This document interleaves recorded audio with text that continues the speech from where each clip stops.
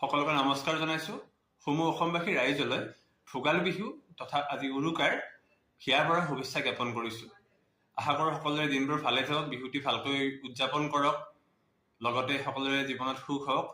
তাৰ কামনাৰে আজি আমাৰ ষ্টাডি পইণ্ট পৰিয়ালৰ তৰফৰ পৰা আটাইকে আমি শুভকামনা জনাইছো। আৰু আজি এই দিনটোত উৰুকাৰ উৰুকাৰ দিনত আমি ধৰক সকলোৱে লগে ভাগে এসাঁজ খাওঁ, তাৰ যিখিনি আমি আজি বজাৰ সমাৰ কৰিলো তাৰ কিছু দৃশ্যাংশ আপোনালোকৰ সন্মুখত আগবঢ়াইছো।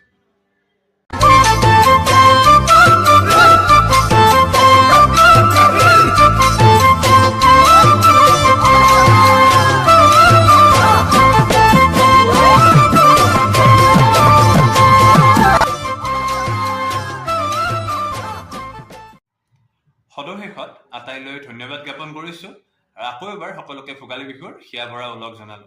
ধন্যবাদ।